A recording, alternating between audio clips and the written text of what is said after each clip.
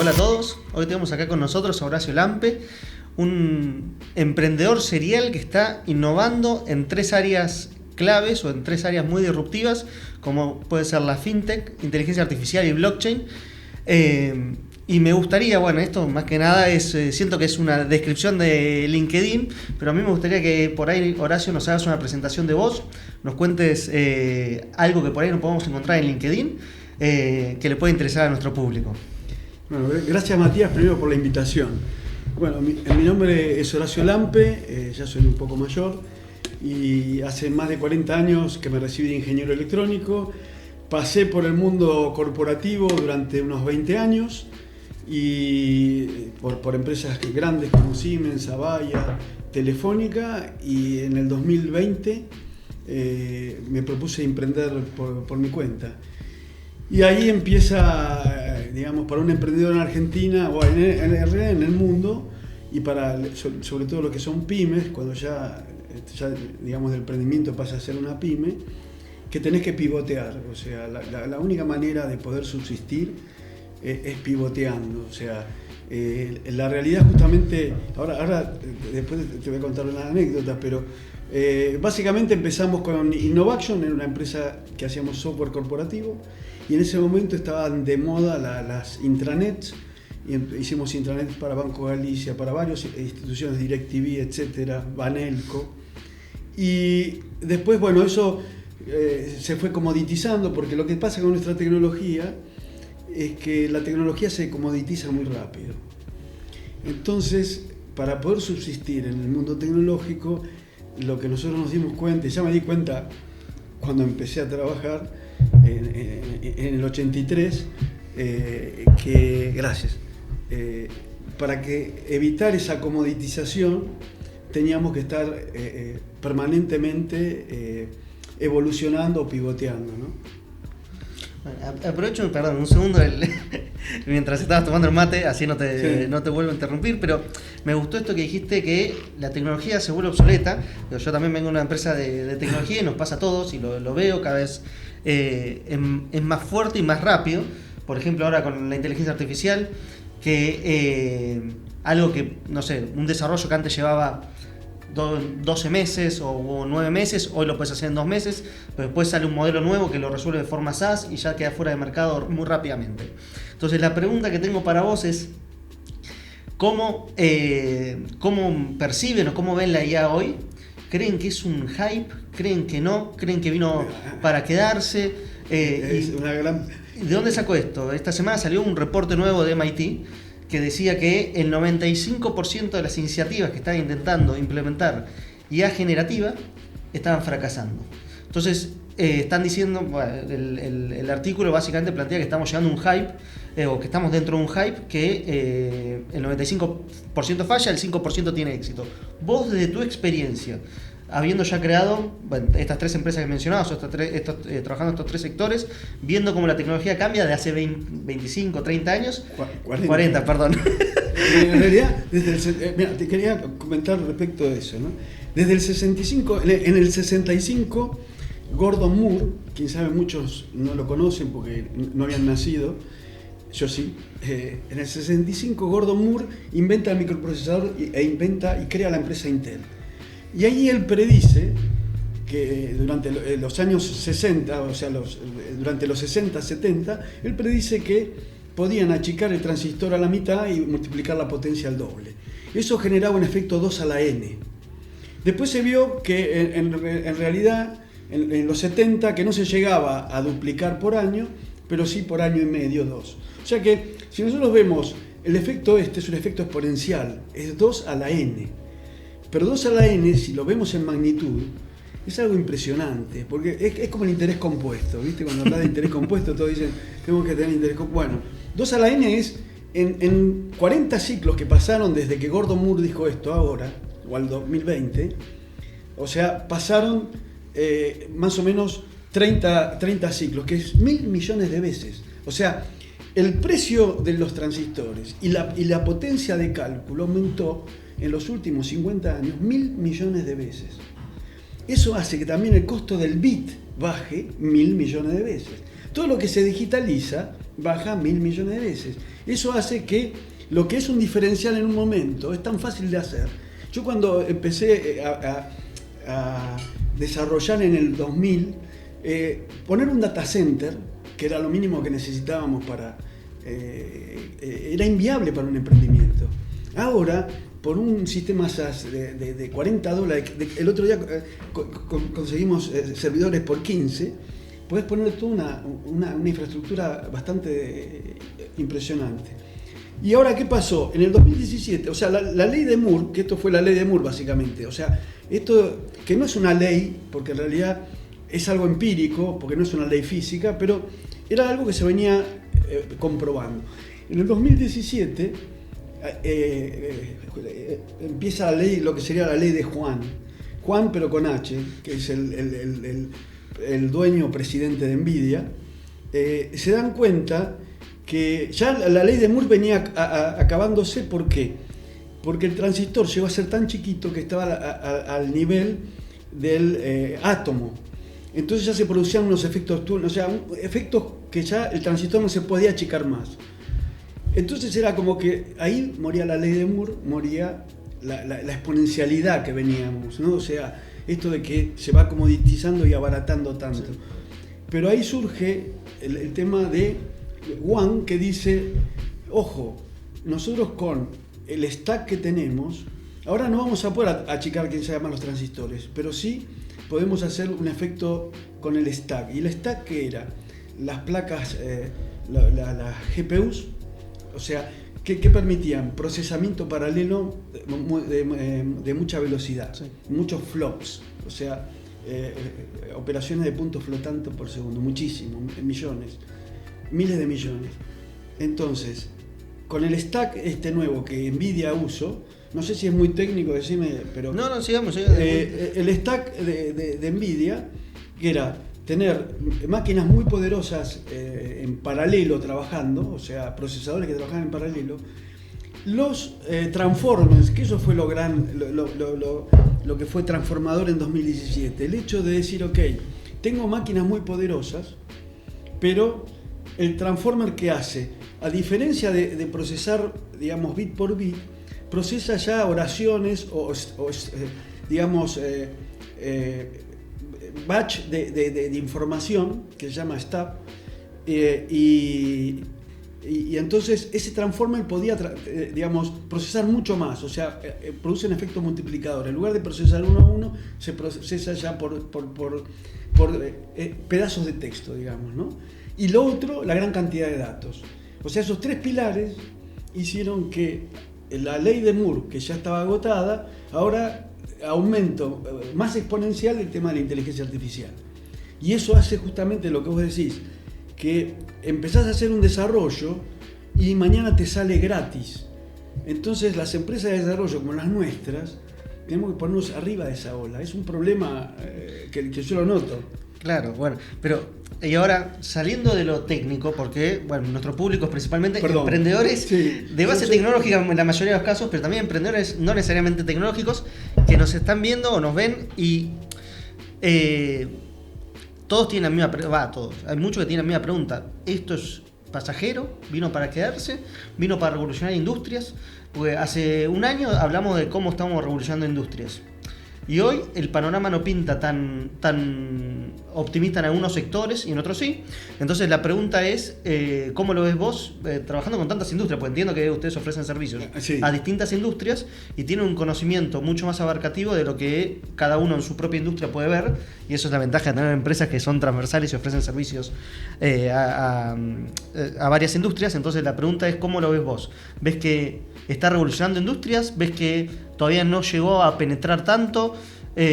¿Cuál es tu mirada de esto? Mi mirada es que esto está revolucionando y no es un hype para nada. O sea, yo creo que desde que yo me recibí de ingeniero en el 83, o sea que ya hace más de 40 años, no vi nada como esto. El hecho de que, por ejemplo, el cambio de paradigma total, que es que en lugar de programar la máquina aprende. O sea, es algo que no se... O sea, lo habíamos estudiado, redes neuronales, pero era inviable.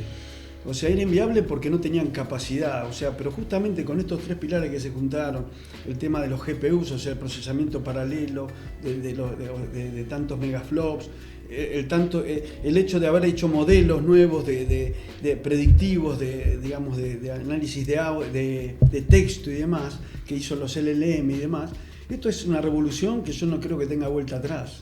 Al contrario.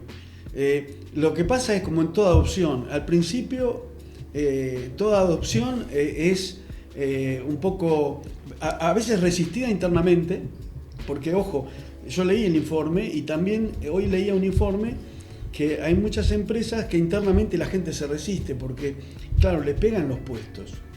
Y hasta que no nos podamos adaptar rápido, o sea, nosotros, por un tema darwinista, digamos de así decirlo, tenemos una adaptación, somos adaptativos, pero a una cierta velocidad. El problema es que la velocidad esta es muy alta. Entonces, adaptarnos rápidamente es lo que cuesta. Y yo entiendo que lo que hay que hacer para mí, hay que hacer una matriz viabilidad, digamos, para digamos, poder evaluar si en nuestra ecuación va, o sea, viabilidad y digamos, ahorro o retorno de la inversión, ¿no? O impacto, vamos a decir así. Impacto puede ser. Impacto, viabilidad. La matriz de impacto, viabilidad, y decir, ok, digamos, haciendo esta pequeña acción que tiene mucho impacto, por ejemplo, y es viable, empezar por ese lado. ¿Está? O sea, y otra de las cosas que creo que también muchas empresas digamos, le erran al approach, es que esto tiene una gran concentración. O sea, está Google, Meta, ¿cómo se llama? Claude, Anthropic, OpenAI. No puedes competir contra ellos. Entonces, si vos vas a hacer algo que ellos lo pueden hacer gratis o que vislumbrás que lo van a hacer gratis rápido, no lo hagas, espera 2 minutos y lo vas a tener al día siguiente. O sea, y nosotros como empresa de desarrollo tenemos que estar mirando esos nichos probablemente, ¿no? Perfecto. Bueno, me encanta porque ahora entramos por ahí una parte de desafíos organizacionales y cómo impacta la IA en organizaciones, como bien venías diciendo. Y algo que nosotros venimos relevando con distintas iniciativas que estamos haciendo de Start2 es que a todos les cuesta dar el primer paso. Las organizaciones, cada persona lo está usando de manera individual o personal, un ChatGPT, un Claude o alguna manera de conversar con un LLM y que les den algunas respuestas que quieren, pero eso es un uso, llamémoslo personal o particular de inteligencia artificial. Cuando entramos en las organizaciones, lo que escuchamos normalmente es cómo damos el primer paso, cómo metemos la IA generativa en algún proceso de la empresa, ya sea para mejorar las ventas, ya sea para optimizar ciertos procesos, y ahí vemos que todos se traban porque hay tanta oferta, hay tanta variedad, hay tanto en el mercado que les cuesta mucho tomar una decisión y dar el primer paso. Vos desde tu empresa, ¿cómo encaran esto con respecto a otras organizaciones? Nosotros empezamos mucho haciendo lo que llaman POCs, ¿no? Proof of Concept o pruebas de concepto. Nosotros como somos técnicos decimos POC, es más fancy, digamos, pero básicamente pruebas de concepto. Yo creo que lo más importante es tener esto que te digo, ¿no? La matriz de impacto, viabilidad, y agarrar algo chico. O sea, algo chico, ¿de cuánto tiempo estamos hablando? Depende, digamos, porque lo que hemos visto, o sea, cuando vos haces, estábamos haciendo un planteo para un banco en Centroamérica, ¿no? Y veíamos que el retorno de la inversión era el 200% anual, o sea, en realidad, perdón, el 100% anual, o sea, ellos en realidad en menos de 6 meses ya tenían, ya digamos, claro, ya estaban en break-even, o sea, digamos, o sea, pagando el desarrollo. Sí. ¿Por qué? Porque si vos pensás que por ejemplo, un sistema de atención al público, ¿está? Vos lo primero que haces, una cuenta muy sencilla que pueden hacer, por eso hay que hacer la matriz de impacto, pero de 40 horas por semana, que es 8 horas por día, los 5 días de la semana, lo pasás a 164 horas. O sea que es 7 por 24. Sí. O sea, lo multiplicaste por 4,2 veces el tiempo de atención. Y aparte, por cada empleado, en realidad el asistente, vos tenés múltiples instancias del asistente. Entonces, si vos vas a usar un asistente para atender llamadas que prácticamente parece que pasan el test de Turing, sí. En realidad para mí lo pasa el test de Turing, porque vos no podés saber si estás realmente hablando con un asistente o con una máquina. Con lo cual, el retorno sobre la inversión es enorme en eso. Dar el paso probablemente tengamos que darle Spock para que utilicen, esa es una. Otra, digamos, que vemos es en el uso, por ejemplo, de lo que sería servicios internos en una empresa, en un banco mismo, ¿no? O sea, sí. La cantidad de preguntas, o sea, si uno mide los ratios, tenés el ratio de atención, que es la cantidad, digamos, de atenciones que puedes hacer por tiempo, comparada con el otro ratio. Si lo medís, otros ratios que tenés es de resolución en la primera llamada, que es muy alto. Sí. Se ha probado que podés resolver en la primera llamada más de un 50%, con lo cual eso no escala. O sea, no le escala al call center. O sea, cuando empezás a ver los ratios, el retorno es muy alto. Sí. Así que, digamos, yo creo que el miedo probablemente es injustificado, probablemente. Estas empresas lo que hicieron fue, que vos decís el 95 probablemente no está en producción, es porque empezaron a hacer cosas que se metieron a hacer modelos en lugar de usar modelos. Como decías, a competir por ahí con OpenAI o que tienen inversiones millonarias o multimillonarias para el desarrollo de tecnología que claramente se hace muy difícil competir contra esos actores establecidos. Bueno, y ahora, entendiendo un poco todo esto, me gustaría, que es la parte que por ahí menos conocemos, si tuvieras que hacer un pitch de ventas de la empresa de inteligencia artificial en 3 minutos, ¿cómo sería?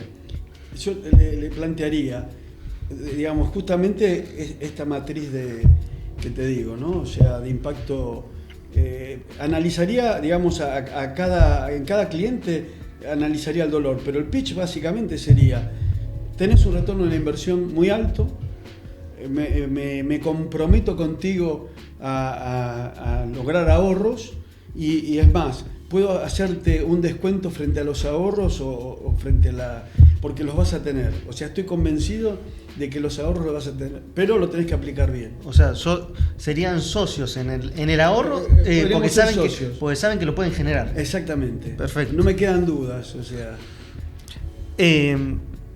Y hablabas de ROI y expectativas en un momento, y a mí me quedó la duda de, hablando con empresas o emprendedores, pasa mucho que dicen IA o IA generativa y hablan de ROIs 2000% al año, y son, para mí, analizando los casos, veo que en la mayoría de los casos son irreales y no comparables, y piensan que la IA es una especie de caja mágica que le va a resolver los problemas.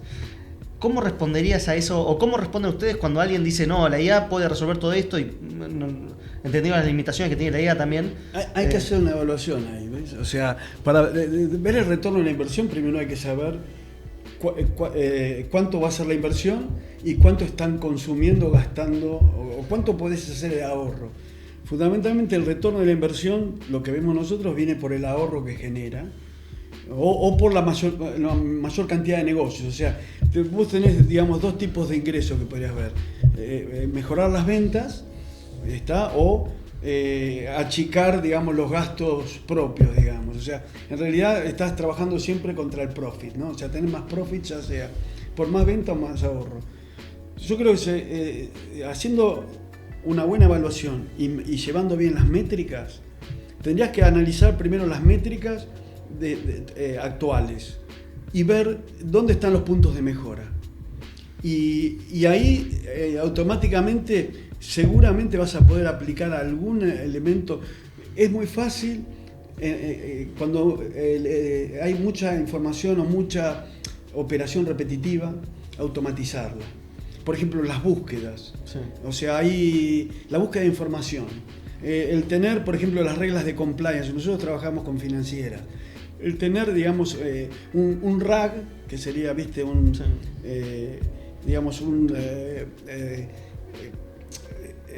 es como una especie de... Es Retrieval Augmented Generative, pero básicamente es generar, digamos, una respuesta, una base de datos aumentada por tener la inteligencia propia. Si vos podés guardar ese reservorio de inteligencia, tenés dos cosas importantísimas. Tenés una buena inducción al puesto de trabajo de la nueva persona, con lo cual si se te va una persona no perdés conocimiento, sobre todo en empresas de conocimiento. Y después tenés la consulta interna, o sea, hay métricas. Nosotros cuando trabajamos con intranets, había muchas métricas de búsquedas internas de información, que no había reservorios, y de inducción al puesto de trabajo. Eso era un tema gravísimo. Sí, pasa en todos lados, siguen pasando en todas las industrias que no sé, o sea, hasta que una persona está 100% operativa para su nuevo puesto de trabajo, pueden pasar 2-3 meses. Entonces, claramente, si se puede agilizar o acelerar esos procesos o ahorrar esos procesos, va a ayudar a que las empresas se desarrollen más rápido y mejor. Y entendiendo un poco esto, yo quiero ir a dos preguntas por ahí más aspiracionales o más futurísticas de qué es lo que más te motiva en la inteligencia artificial hoy y qué es lo que más te desmotiva en la inteligencia artificial hoy. Desmotivar no, me preocupa. O que te genera miedo, te preocupa, sí. Es válido también. Pero bueno, no, lo que me motiva es la capacidad que tenemos de crear. O sea, a los que nos gusta crear, así como creamos empresas, creamos proyectos. O sea, a la gente de proyectos, me parece que esto es un momento único.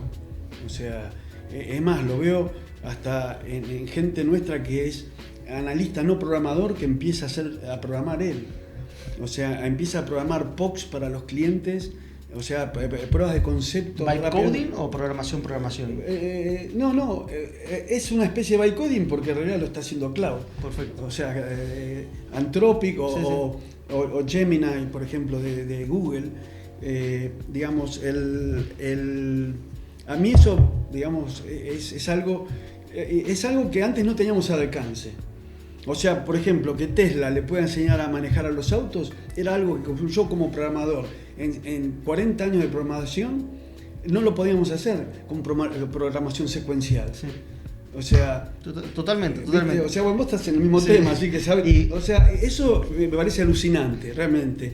Y preocupación, bueno, que tenemos que adaptarnos rápido, porque si no vamos a tener que terminar en el escenario universal, me parece. Ese es el único tema, el concern, digamos, ¿no? O sea, que tengo.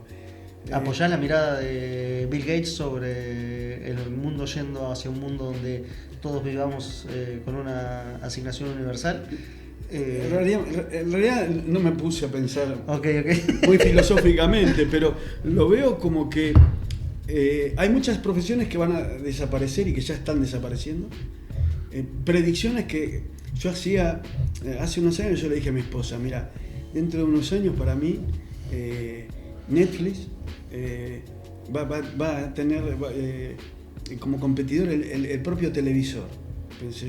Dije, ponemos una GPU en el televisor, ponemos un modelo open source y me hace la película. En unos años vamos a poder hacer. Ahora. ¿Pero cuánto te sale el televisor? Pero eso ahora cuánto sale, no importa.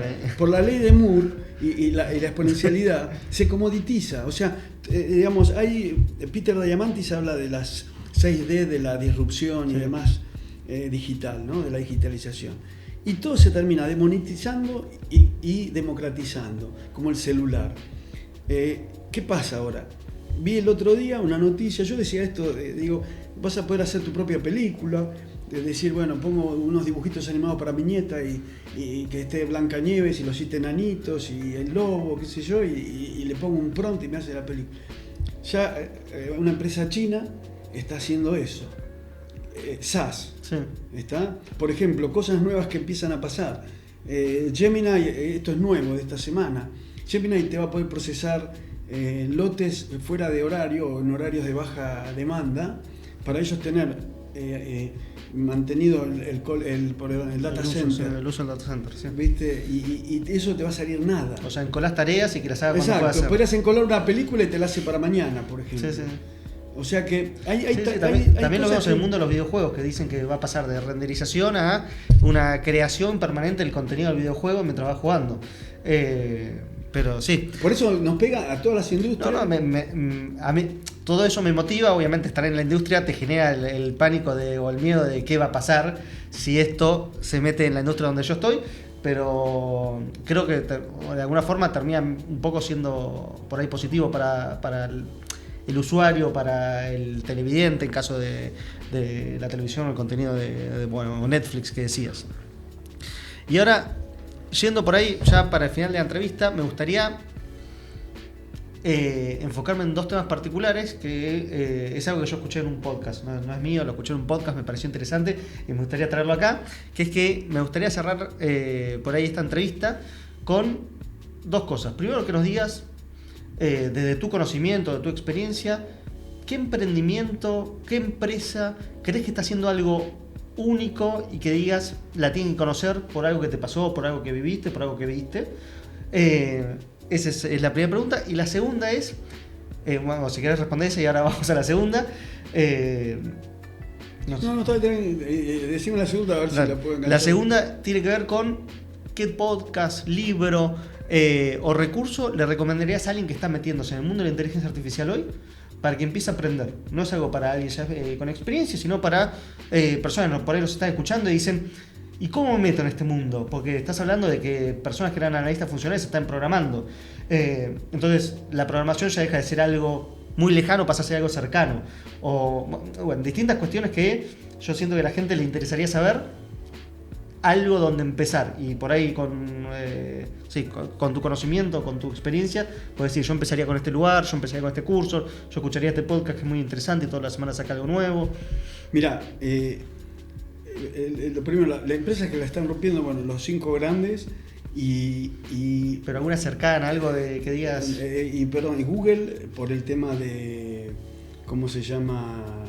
De que ellos empezaron a usar en lugar de GPUs, TPUs, o sea, tensors. Sí. O sea que con eso ellos pueden, y son dueños ellos de la tecnología y demás. Más cercana te diría, bueno, hay algunas, estuvimos viendo la otra vez, Mercado Libre estaba con los centros de atención, donde bajaron mucho justamente o aumentaron mucho la capacidad de atención con la misma cantidad de gente. Perfecto. Pero muchísimo. ¿Y ellos qué hicieron? No sintonizan, ¿cómo se llaman? Los modelos. Sí. Porque es ridículo tratar de un modelo.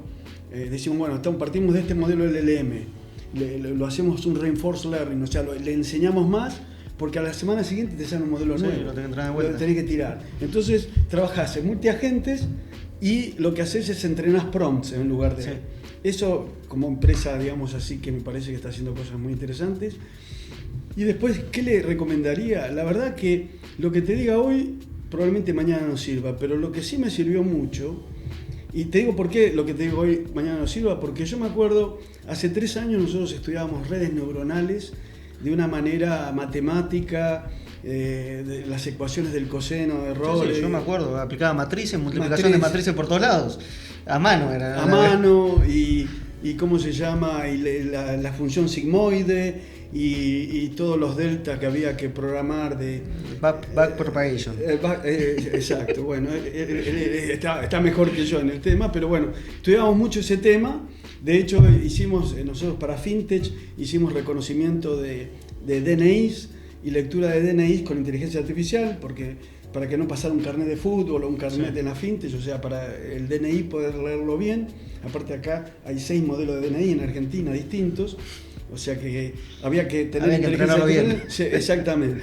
Entrenamos con miles de documentos y ahora eso ya no sirve más. O sea que lo que yo les puedo recomendar es, yo sigo fundamentalmente, a Pocho Costa y demás, que es un podcaster que está todo el tiempo leyendo y hablando lo último, y después entren en YouTube y miren lo último que hay.